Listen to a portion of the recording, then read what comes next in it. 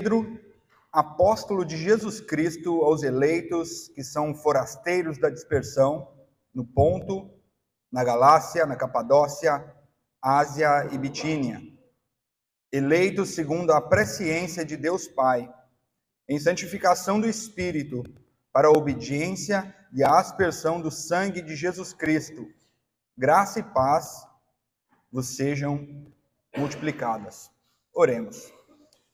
Senhor nosso Deus e Pai, nós estamos diante do Senhor, diante da Tua Palavra, e suplicamos para que nesta manhã o Senhor fale conosco. Pedimos para que o Senhor abra o nosso entendimento, abra o nosso coração, para que possamos compreender os segredos, Senhor, desta mensagem, ao qual o Senhor, através do seu servo, o apóstolo Pedro, escreveu para estas igrejas que passavam por tantas dificuldades. Hoje, 2000 anos depois, a tua igreja ainda, Senhor, continua sofrendo e passando por desafios, muitas vezes até mesmo semelhantes a esses irmãos daquelas regiões. Por isso, Senhor, nós pedimos para que o seu Espírito fale conosco nesta manhã através dessa mensagem. Em nome de Cristo Jesus que nós oramos. Amém. Então, o apóstolo Pedro aqui, especificamente, ele escreve para irmãos, famílias, irmãs que estavam passando por apuros. Irmãos que haviam se convertido, pessoas que haviam se convertido ao cristianismo, mas estavam agora, por uma série de razões, espalhadas por regiões estrangeiras. Nessas regiões, esses irmãos estavam passando por problemas sociais, problemas comuns, e sofrendo uma rejeição social que causava com que muitos deles não tivessem nem mesmo mais como trabalhar. E no primeiro século, trabalhar, ou melhor, não trabalhar, significava não ter alimento. E não ter alimento significava que essas pessoas, esses irmãos, veriam a sua família passar fome. Esses irmãos aqui estavam sofrendo, estavam passando por essas diversas dificuldades aqui em vários aspectos, perseguições, fome, uma série de coisas. E o apóstolo Pedro, então, escreve essa carta para que essas pessoas tivessem esperança, mesmo vivendo em um mundo hostil. O mundo continua o mesmo. O mundo continua sendo hostil a nós cristãos. Mas especificamente aqui o apóstolo então escreve para que estes irmãos e irmãs permanecessem firmes. Esse é o tema da carta. Permaneçam firmes. Continuem caminhando. O Senhor continua com vocês.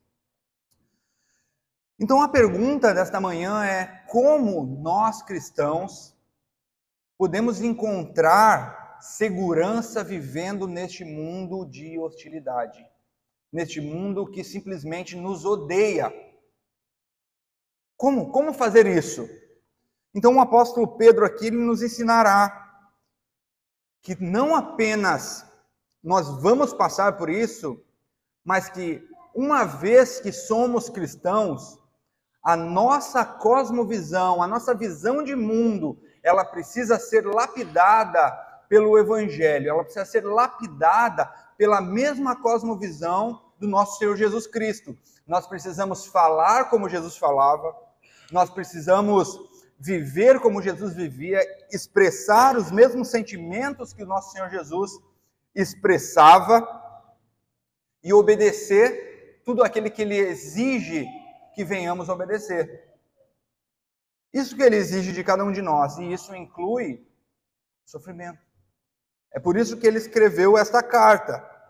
Então o apóstolo Pedro aqui nesses 2 primeiros versos, ele está falando nada mais, nada menos do que salvação. Esse é o tema aqui. A salvação dos eleitos. A salvação daqueles irmãos que estavam sendo perseguidos. Então observe que esses irmãos haviam se convertido ao Evangelho, a Cristo, mas agora, aparentemente, o que eles estavam recebendo em troca disso é luta, perseguição, sofrimento. E o que vinha na cabeça deles, certamente é o que vem muitas vezes ao nosso coração quando nós estamos passando por essas aflições, isto é injusto. Isso é injusto. Agora que eu estou pregando o Evangelho, estou lutando contra os meus pecados, fui alcançado por este Espírito que abriu esse coração morto, a resposta de Deus é luta, aflição? Não, isso não é justo.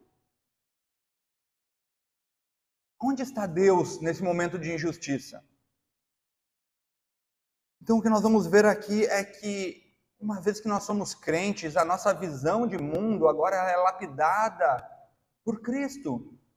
Ela é lapidada pela mesma visão que o nosso Deus Todo-Poderoso enxerga toda a sua criação. E isso inclui até mesmo o nosso Senhor Jesus Cristo. Como grande exemplo, observe em Atos capítulo 2, no verso 23, que diz: sendo este entregue. Quem foi entregue? Senhor Jesus. Por quem? Pelo determinado desígnio e presciência de Deus. Então Deus entrega o seu Filho, crucificando-o por mãos de iníquos. Então ele é morto por quem? Pelos maus, ao qual Deus o ressuscitou. Então Deus entrega o seu Filho ao sofrimento, mas quem faz a maldade são os homens. Então, o próprio Deus coloca o seu Filho para sofrer, e nós conhecemos toda esta história. Então, ele é o nosso exemplo máximo de cristianismo. É óbvio que nós não sofreremos como Cristo no mesmo sentido de expiação. Entretanto, este é o modelo que nós cristãos seguimos. Então, ambas são as verdades. Deus coloca o sofrimento diante de nós, mas ao mesmo tempo nós temos os maus sendo punidos. Deus entrega o seu Filho, entretanto os maus cometem maldades. Perdão a redundância.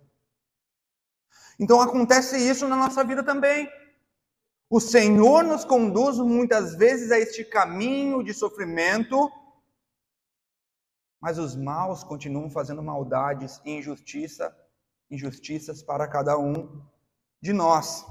Então, diante deste cenário, como nós vamos encontrar segurança de que Deus está conosco neste momento de aflição, vivendo neste mundo hostil? Essa era a pergunta que esses irmãos estavam fazendo. Então o apóstolo Pedro nos fornecerá aqui alguns motivos para nós termos essa certeza, essa segurança. E a primeira delas, é o primeiro ponto do nosso texto aqui: você está seguro porque está escrito na palavra de Deus.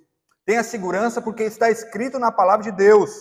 E Pedro começa então dizendo: Pedro, apóstolo de Jesus Cristo.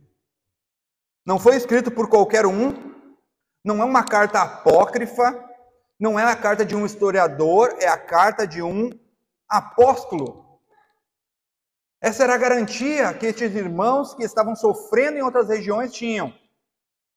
Então, o que é um apóstolo? Quem eram estes homens? Hoje, certamente, nós temos uma confusão dentro da igreja, porque nós não sabemos mais quem eram estes homens. Porque hoje nós temos apóstolos aí andando nas ruas, paipóstolos e tantas outras nomenclaturas que fazem com que a igreja entre numa confusão sem fim. Então, o que eram estes homens? Quem eram estes homens? Então, a primeira coisa aqui que nós precisamos saber sobre esses apóstolos é que estes homens aqui colocaram o fundamento da igreja. Estes homens foram escolhidos por Deus para colocar ali, fazer o alicerce desta igreja. E é o que o apóstolo Paulo diz lá em Efésios capítulo 2, 20. A igreja edificada sobre o fundamento dos apóstolos. O fundamento foi colocado por eles. Então observe aqui que se nós afirmarmos que em nossos dias nós precisamos de apóstolos, nós temos apóstolos, e a conclusão lógica aqui é que nós precisamos de um novo fundamento. Que não foi suficiente o fundamento que foi colocado pelos apóstolos no primeiro século. A igreja já colocou ali, já tem o seu fundamento, porque foi colocado por estes homens que Deus escolheu. Em segundo lugar, estes homens aqui, eles foram testemunhas oculares da ressurreição do nosso Senhor Jesus Cristo. Não eram qualquer um, eram homens que viram o Senhor Jesus Cristo ressurreto. Então observe que quando após Judas se suicidar, eles precisavam escolher um novo apóstolo. Nós sabemos, Matias foi escolhido para seguir ali a sucessão apostólica depois que Judas se suicidou. Mas não eram qualquer pessoa. Não foi qualquer pessoa escolhida. Existiam critérios para esta escolha. E nós vemos isso lá em Atos, no capítulo 1, verso 21 e 23, que diz: é necessário, pois, que dos homens que nos acompanharam todo o tempo que o Senhor Jesus andou entre nós. Então, estes homens precisavam ter andado com os apóstolos no momento em que Jesus estava caminhando sobre a terra. Começando no batismo de João, até o dia em que dentre nós foi levado às alturas. Um destes se torna testemunha conosco da ressurreição. Então, era alguém que precisava caminhar com o Senhor Jesus, com os apóstolos, no período que Jesus estava caminhando, e depois ter visto, assim como os outros apóstolos, Jesus ter sido assunto aos céus. Esse se tornaria um apóstolo. Paulo afirma também em 1 Coríntios 9:1, não sou apóstolo, não vi Jesus, nosso Senhor, ele viu Jesus ressurreto. Isso era uma credencial de um apóstolo. Então eu acho muito difícil esses apóstolos dos nossos dias terem visto Jesus. Eu acho que não viram. Mas eles podem alegar: ah, não, mas foi uma visão espiritual, Jesus apareceu. Ok. Mas eu acho muito difícil esses apóstolos dos dias de hoje terem andado com os 12 apóstolos. Até porque eu acho que ninguém consegue viver dos 2020 anos. Precisariam ter 2020 anos esses homens. Em terceiro lugar, os apóstolos eram comissários autorizados por Cristo. Então a palavra apóstolo significa enviado. Então estes homens aqui eram enviados. Nós temos essa palavra sendo aparecendo no Novo Testamento para outras pessoas, mas especificamente estes 12 foram separados para colocar os fundamentos da igreja e receberam dons especiais. Eles efetuavam esses sinais extraordinários. Observe o que diz em Mateus capítulo 10, no verso 1. Jesus dizendo: tendo convocado os seus 12 discípulos, deu-lhes autoridade sobre os espíritos imundos, para expulsá-los e curar todo tipo de doença e todo tipo de enfermidades. Então estes homens aqui foram capacitados, autorizados e comissionados pelo próprio Cristo. Em quarto lugar, nós temos esses apóstolos aqui, os únicos que detinham a autoridade sobre a confecção do Novo Testamento. Estes homens aqui, ou eles escreveram um Novo Testamento, ou aqueles que escreveram um Novo Testamento estavam sob a autoridade destes apóstolos. Por exemplo, Lucas e Marcos. Então eles detinham esta autoridade nas suas mãos. Nós observamos isso lá em 2 Pedro, quando Pedro fala sobre os santos profetas do Antigo Testamento. Então eles tinham a autoridade para interpretar o Antigo Testamento, assim como agora colocavam um Novo Testamento em pé de igualdade com o Novo Testamento. Antigo e Novo, quando o apóstolo Pedro fala que Paulo escrevia, ou melhor, primeiro dizendo que essas pessoas estavam distorcendo as Escrituras, e que Paulo estava confeccionando as Escrituras do Novo Testamento. Então, qual é a garantia da autoridade desses apóstolos? Eles detinham a autenticação através dos sinais e prodígios. Eles tinham essa autoridade porque eles executavam esses sinais. E nós vemos isso lá em Atos 2, no 42 e 43. Essas credenciais dos apóstolos, que diziam lá como viviam esses primeiros convertidos. E perseveravam na doutrina dos apóstolos e na comunhão, e no partir do pão e nas orações. Em cada alma havia temor, e muitos prodígios e sinais eram feitos por intermédio dos apóstolos. Atos 5,12 também repete isso. Mas a pergunta é, o que isso tem a ver com o sofrimento desses irmãos? O que isso tem a ver sobre o sofrimento desses crentes que vivem em um mundo hostil? Tem tudo a ver, porque quando nós observamos isso, O apóstolo escrevendo, dizendo: olha, eu sou um apóstolo de Jesus Cristo, e eu estou escrevendo uma carta para você que está em sofrimento. Isso significa que nós recebemos uma carta de amor do próprio Senhor Jesus Cristo, para nos confortar na hora da dor e do sofrimento. Não foi escrito por ninguém menos do que um apóstolo credenciado por Cristo. Vocês estão passando por lutas, sofrimentos, dor, e eu, Pedro, apóstolo de Cristo Jesus, vos escrevo: permaneçam firmes. Fiquem firmes.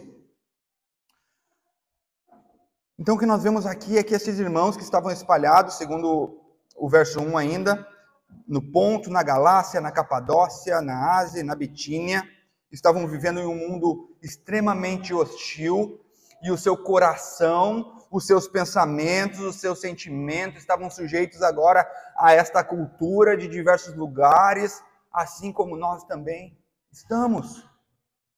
Passamos por lutas, assim como eles. Sofremos, assim como eles. Somos atingidos por esta cultura caída, assim como eles. E o próprio Senhor, pela mão do apóstolo Pedro, escreve essa carta de amor para nos dizer nesta manhã: permaneça firme. Mesmo que doa, mesmo que você gema, permaneça firme. Então, eu acho que não há um trecho da Escritura mais propício para cada um de nós aqui nesta manhã, nós, como pessoas que vivem fora da nossa pátria mãe, que passamos aqui muitas vezes dificuldades que ninguém tem ideia, porque parece tudo fácil para nós que estamos fora de casa, quando as pessoas olham de fora, mas cada um de vocês sabe aonde o calo aperta. Vocês sabem o sofrimento que vocês passam durante toda a semana, até encontrar o refrigério aqui na palavra de Deus. Então esta carta é para você. É para você que está fora de casa. É para você que está na dispersão, longe do seu país. E continua gemendo assim como esses irmãos do primeiro século sofriam. Então essa carta aqui, ou melhor, esses dois primeiros versos, eles vão contrastar aqui o verdadeiro comportamento de um crente com o comportamento de uma pessoa mundana. Ele vai dizer que nós, crentes, nós precisamos agir como forasteiros. Então, o que um forasteiro faz? O que nós fazemos aqui, neste país, longe da nossa casa? Nós fazemos parte dessa cultura, nós comemoramos as mesmas festas, nós obedecemos às leis, mas isso não significa que esta é a nossa última morada. Nós amamos esse país. Nós tentamos viver da forma mais digna e honesta nesse país. Mas isso não significa que esta é a nossa última morada. Nós continuamos forasteiros aqui nesse país também. A segunda coisa aqui, a segunda parte do nosso texto, vai nos dizer que para vivermos seguros neste mundo hostil, nós devemos entender e crer que nós estamos seguros porque Deus nos escolheu. Parece que é um eco aqui, lá de Malaquias, quando o povo começa a reclamar, dizendo: Senhor, o Senhor não nos ama. Aonde o Senhor nos ama? E o Senhor responde ao seu povo: eu te amo porque eu te escolhi. Você foi escolhido por mim. Mesmo que vocês hoje, com esses olhos humanos, que enxergam muito pouco, e ainda de forma embaçada, vocês percebam quão grande é o meu amor por cada um de vocês, que mesmo neste breve tempo que vocês estão vivendo, vocês sofram momentaneamente, vocês precisam ter essa verdade no coração gravada, que eu vos escolhi antes da fundação do mundo. Mesmo que você esteja fora da sua casa, passando por isso, lembre-se que eu te amei. Então observe que aqui nós vamos entrar num terreno aqui que é arenoso para muita gente. Observe que Deus, em um mar, em um oceano sem fim, de pessoas que odeiam a Deus, pessoas que mereciam ir direto para o inferno, Deus, por causa do seu grande amor, da sua misericórdia, Ele resolve, de acordo com o beneplácito da sua vontade, escolher um grupo para que seja salvo. Antes da fundação do mundo. Então Pedro diz aqui, você precisa estar feliz e seguro, porque você é um eleito de Deus. Quando nós falamos sobre a salvação, nós observamos aqui que do início ao fim, Deus é o responsável por essa salvação. Ele exclusivamente é responsável por essa salvação. Deus, ele, por causa desse amor, por causa da sua graça, por causa dos seus decretos eternos, por causa da sua vontade, ele resolve soberanamente escolher os seus filhos para a sua própria glória. Então, em Efésios capítulo 1, verso 4 ao 5, diz assim, assim como nos escolheu nele, antes da fundação do mundo, para sermos santos e irrepreensíveis perante ele, em amor, nos predestinou para ele, para a adoção de filhos, por meio de Cristo Jesus, segundo o beneplácito da sua vontade. Em 2 Tessalonicenses 2,13 diz, porque Deus vos escolheu desde o princípio para a salvação. Então a palavra de Deus aqui aponta a salvação, mostrando de forma extremamente clara que esta salvação, ela não está condicionada à escolha das pessoas. Ela não está condicionada a você mesmo, mas Deus soberanamente te chamando. Deus soberanamente te escolhendo antes da fundação do mundo. E é o que nós vemos em Romanos 9, do 11 ao 13. E ainda não eram os gêmeos nascidos, nem tinham praticado bem ou mal, para que o propósito de Deus quanto à eleição prevalecesse, não por obras, mas por aquele que chama. Deus soberanamente te chamando. Então nós temos aqui a palavra de Deus nos mostrando que Deus, antes da fundação do mundo, Ele já resolveu te escolher, te eleger. E hoje, no futuro, no nosso presente, mesmo nas aflições, mesmo na dor, mesmo sofrendo, Pedro deseja que saibamos que nós precisamos resistir, nós precisamos estar seguros, porque Ele nos escolheu antes da fundação do mundo. E isso inclui a dispersão. Isso inclui os lugares onde essas pessoas estavam. Isso inclui os sofrimentos que essas pessoas passariam longe de casa. Ele te escolheu. Em João 6,65 diz, ninguém pode vir a mim se pelo Pai não lhe for concedido.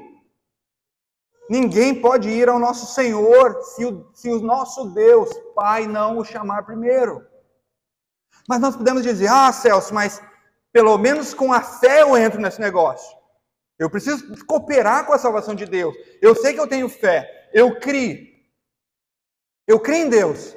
Bom, Efésios capítulo 2, no verso 8, vai dizer, pela graça sois salvos mediante a fé, e isso não vem de vós, é dom de Deus.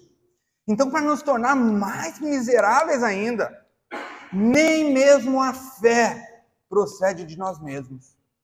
Nem mesmo a fé. O Senhor precisa nos resgatar, abrir o nosso coração, nos resgatar, nos eleger de uma humanidade, de um mar de pessoas que estava correndo para o inferno, abrir o nosso coração para que nós, depois de cegos, Ele abrir os nossos olhos e nós falarmos, eu creio no Senhor.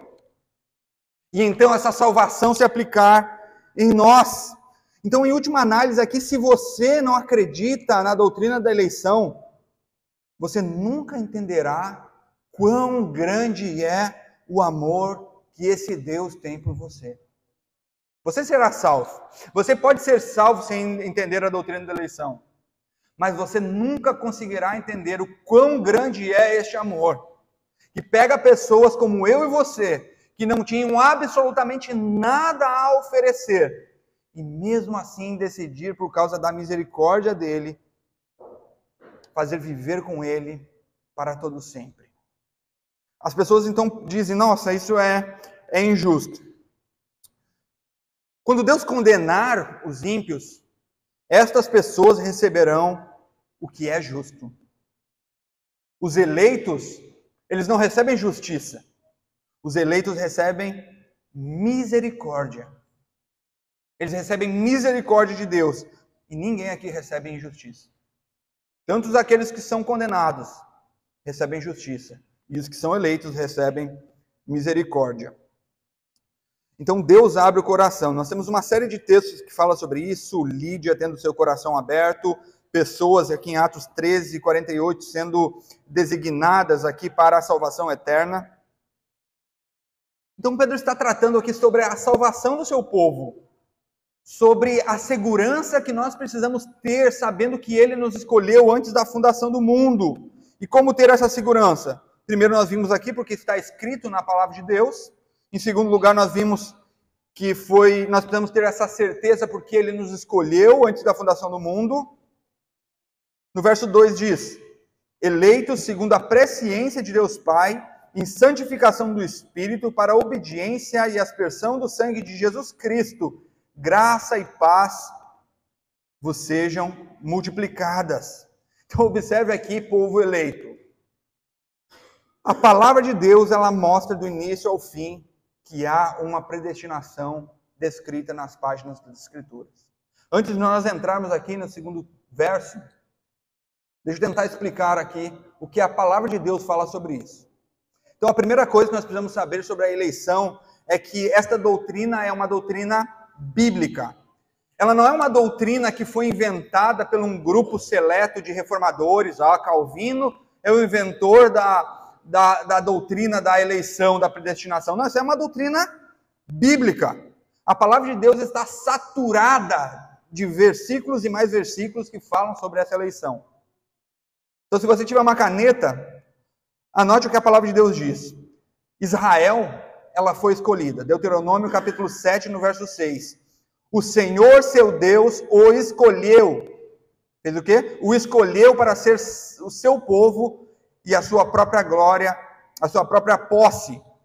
Jesus, o nosso Senhor, foi escolhido. Isaías 42, 1. Eis que o meu servo que sustenho, o meu eleito, em que a minha alma se compraz. A igreja de Deus foi escolhida. 1 Pedro 5,13. Aquela que se encontra na Babilônia, também eleita. Vos saúda, como igualmente o meu filho Marcos.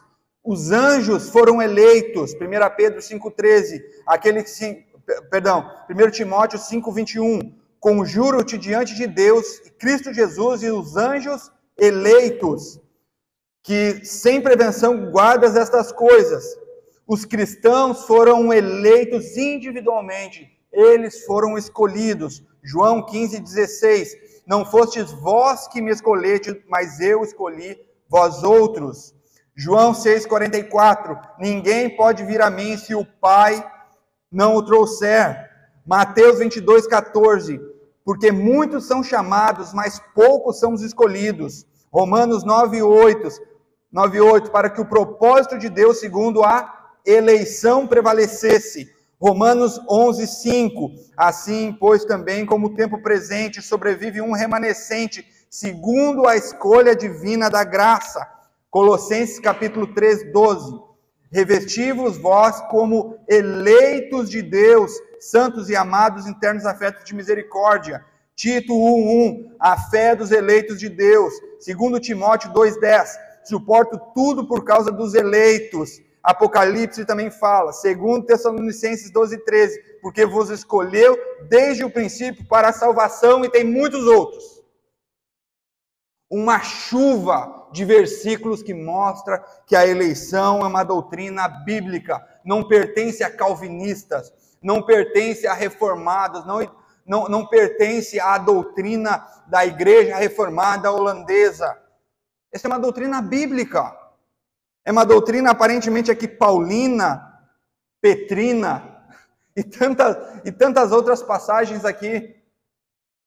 A palavra de Deus ela é muito clara, mas logo o que nós vemos são pessoas agora que rejeitam essa doutrina e diz: não, isso não é justo.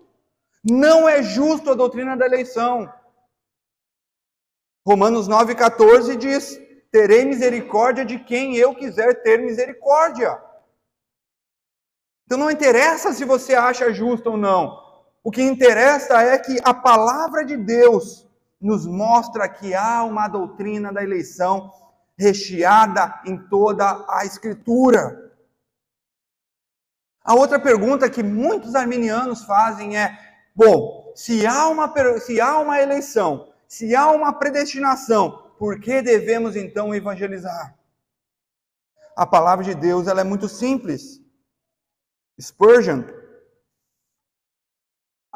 falando sobre isso, ele diz: não é da sua conta. Simples, não? Não é da sua conta. Você prega a toda criatura por todos os meios. E ele também disse: se os eleitos tivessem uma faixa amarela nas costas, eu gastaria o meu tempo puxando as camisetas.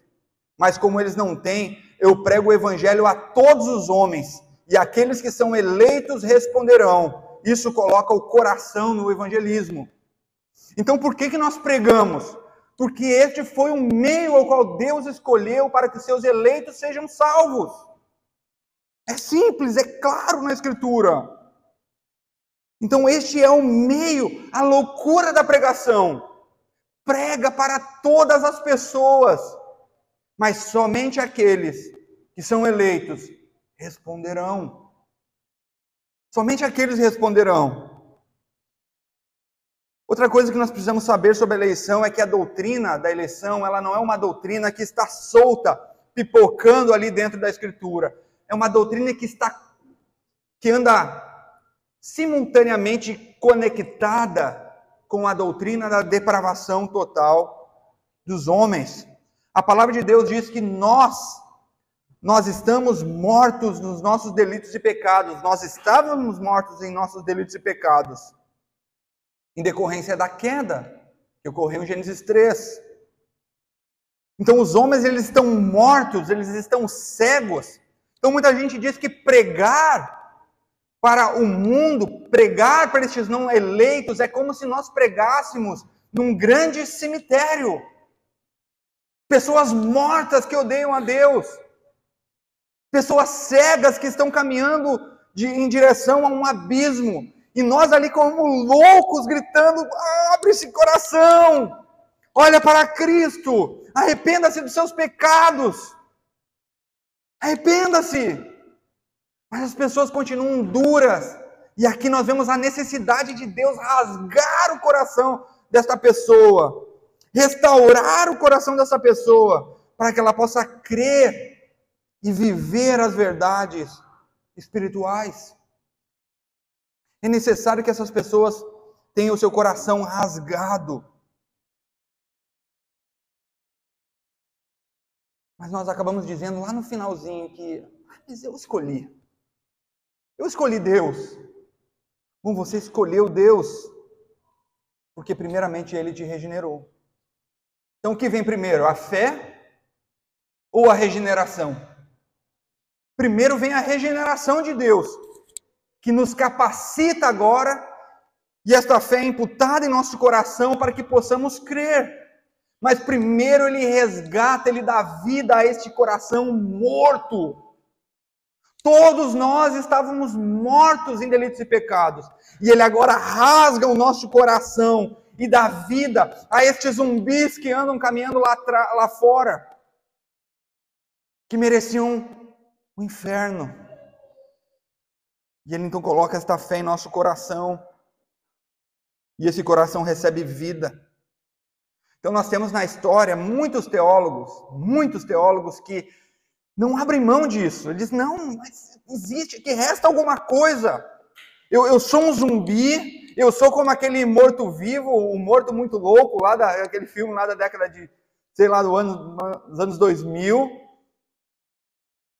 que tem essa condição de estender a mão. Eu tenho certeza que a grande maioria aqui já foi em um velório, e quando olha aquele caixão e vê aquele corpo frio estendido naquele caixão, ele tem a certeza absoluta que aquele morto, ele não tem condição alguma de levantar a sua mão e dizer, me tira daqui.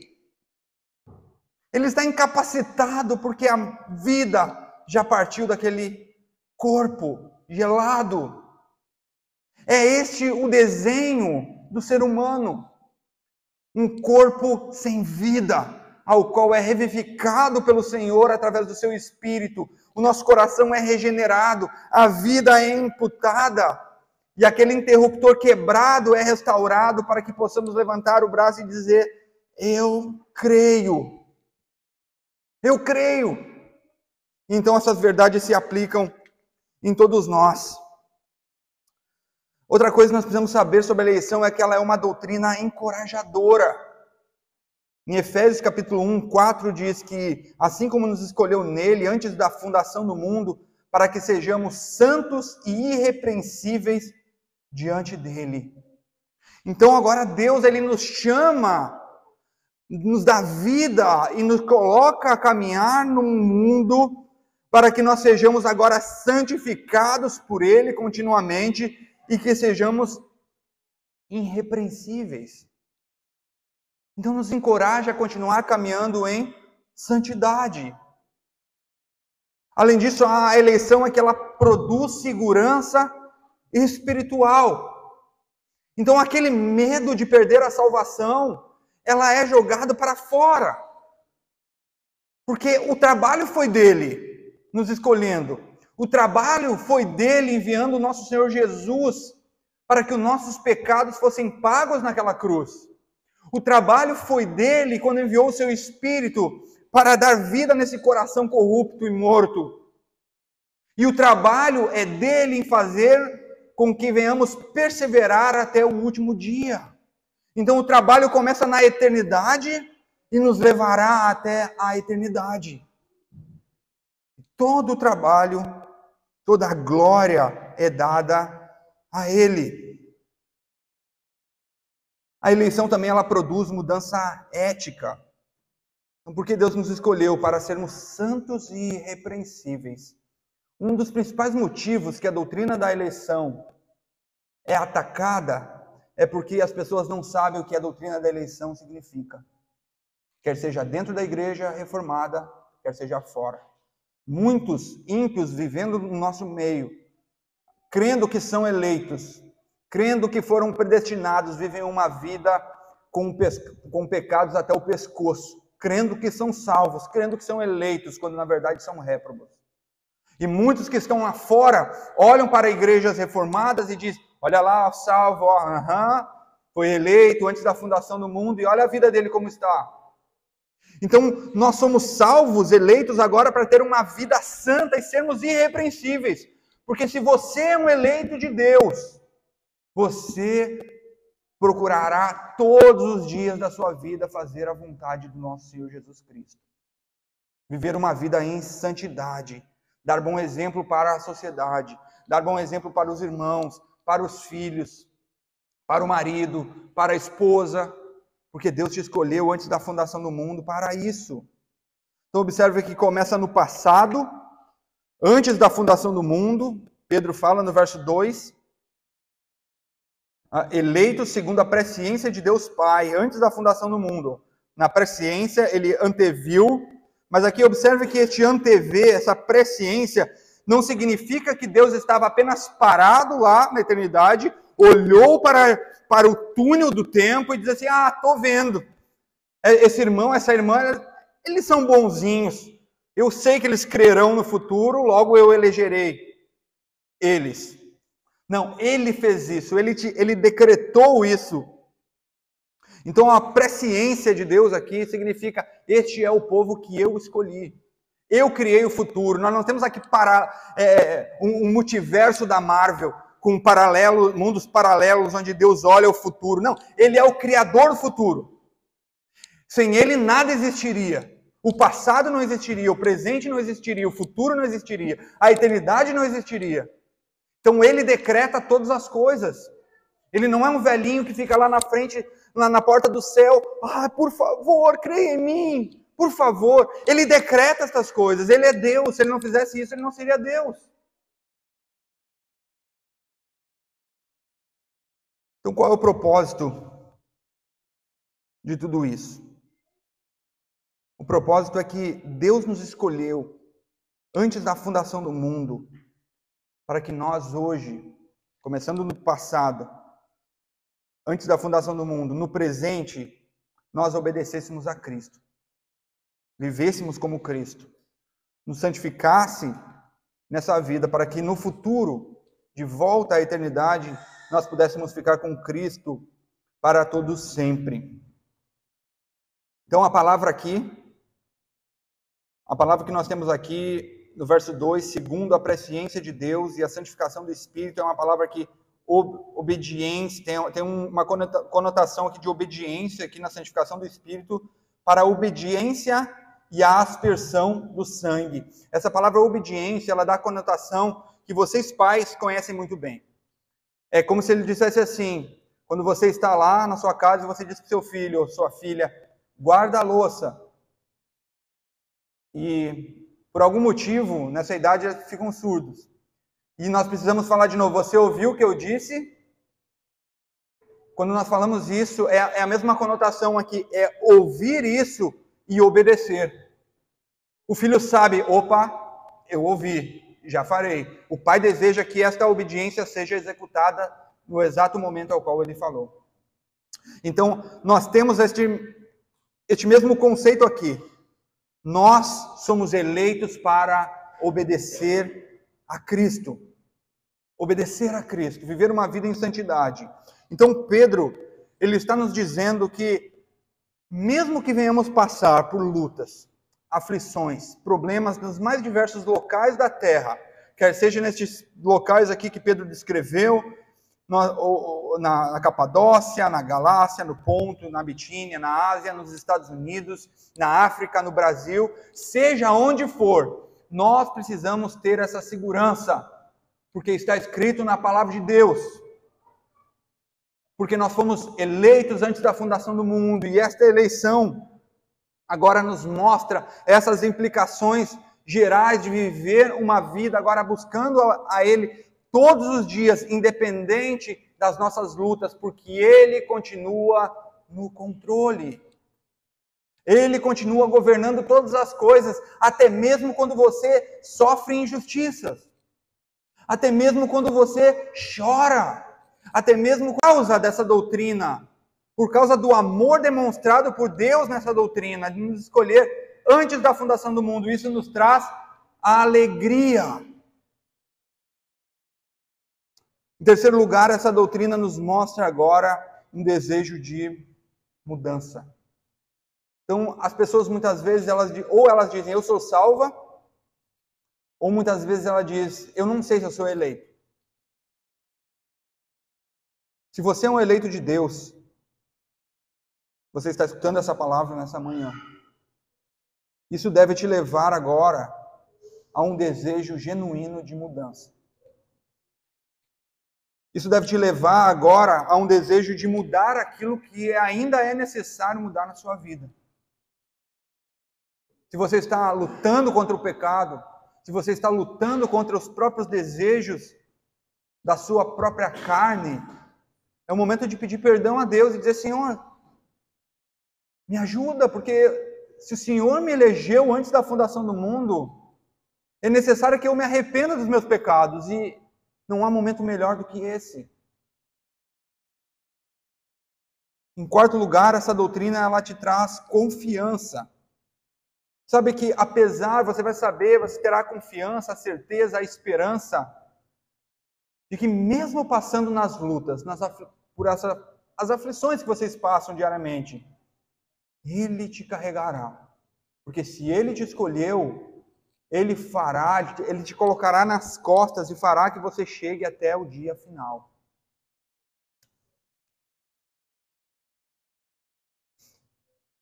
Em quinto lugar, aqui, essa doutrina nos deixa centrados em Deus. Pedro desejava para esta igreja, para que esta igreja tivesse a sua vida completamente lapidada por essas verdades. Deus manda uma carta especialmente para eles, uma carta de amor.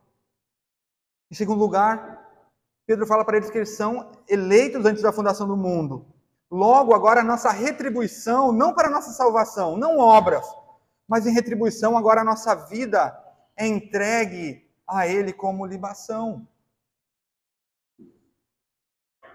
E por último, você está seguro nesse mundo hostil porque você pertence a Deus.